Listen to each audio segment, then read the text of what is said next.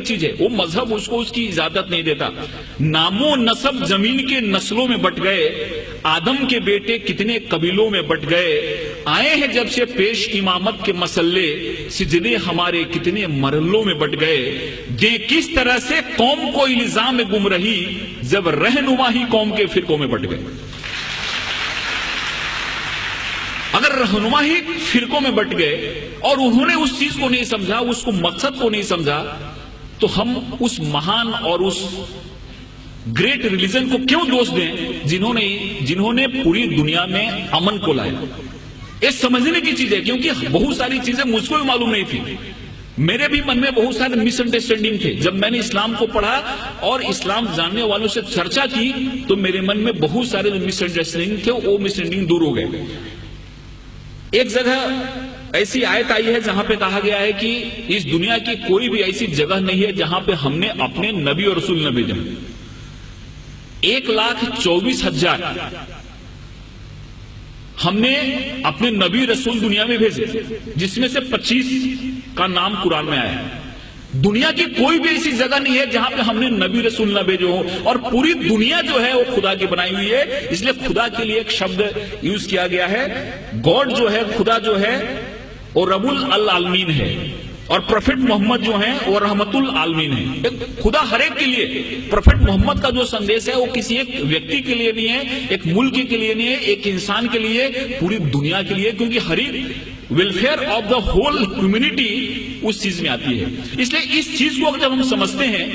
اس چیز کو ہم اپنے ذہن میں لاتے ہیں، تو ہم کو ایسا لگتا ہے کہ اسلام جو ہے، اسلام کا جو مین، جس کو ہم گابھا مراٹھیوں بولیں، ایسنس بولیں، ہندی میں سار بولیں، وہ ہے کہ انسان ایک کیسے بہتر زندگی جی سکتا ہے اور خدا کے کیسے قریب جا سکتا ہے، ایک چیز ہمارے اسلام میں بتائی گئی ہے۔ اور مجھے امید ہے کہ اس طرح کے کارکرم سے یہ جو بات ہے لوگ تک پہنچے گی اور انسان ایک اچھا بہتر انسان بنے گا، اور ہر ایک انسان کے من میں پیار محبت کی بات آئے گی۔ قرآن میں جہاد جو شبد ہے، لفظ ہے، کیول 41 ٹائم آیا ہے، لیکن اور جو چیزیں ہیں، کمپیشن کی بات ہے، رحمت کی بات ہے، آپ کہیں بھی دیکھو قرآن کی شروعات ہوتی ہے رحمت سے، رحیم سے شروعات ہوتی ہے، اور وہ جو شبد ہے رحمت شبد، وہ 325 بار آیا ہوا ہے۔ رحمت شبد جو ہے، کمپیشن شبد جو ہے، وہ 325 بار آیا ہوا ہے، اور جہاد شبد جو ہے وہ 41 ٹائم آیا ہے، اور وہ بھی جنگ کے ارتھ میں نہیں آیا ہے، جہاد ایک ایفرٹس کے روپ میں آیا ہے، ایک کوشش کے روپ میں آیا ہے، اور اس میں بھی ایسا کہا گیا ہے کہ جہاد اکبر اور جہاد اصغر۔ تلوار کی لڑائی بہت چھوٹی لڑائی ہے جس کو انہوں نے جہاد اصغر کہا، اور خود سے لڑنا جہاد اکبر ہے۔ سب سے بڑی لڑائی ہے خود سے لڑنا، ہمارے اندر جو وکار ہیں، ہمارے اندر جو دوش ہیں، ہمارے اندر جو خامیاں ہیں، ان خامیوں سے لڑنا سب سے بڑی لڑائی، جس کو جہاد اکبر کہا۔ اور تلوار کی لڑائی چھوٹی لڑائی ہے، اس لڑائی کو بہت زیادہ ترجیح نہیں دی، وہ جہاد اصغر ہے۔ اس لیے بہت ایسی چیزیں ہمارے سامنے آتی ہیں جس چیزوں سے ایسا لگتا ہے کہ اسلام نے دنیا کو کیا دیا، لیکن کچھ لوگوں نے جان بوجھ کے اس کو پھیلایا، کچھ لوگوں نے سمجھا اس کو نہیں، کچھ لوگوں نے سمجھایا نہیں۔ اور مجھے امید ہے کہ جس حساب سے اسلامک ریسرچ سینٹر نے اسلام کو بڑے سائنٹیفک ڈھنگ سے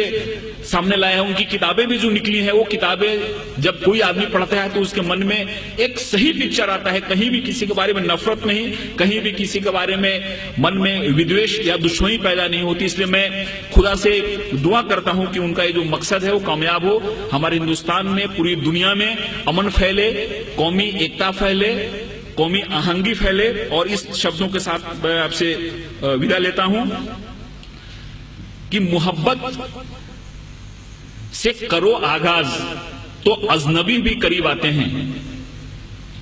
محبت سے کرو آغاز تو اجنبی بھی قریب آتے ہیں، اور محبت ہے ایک روحانی منزل جہاں فرشتے بھی سر جھکاتے ہیں۔ خدا حافظ۔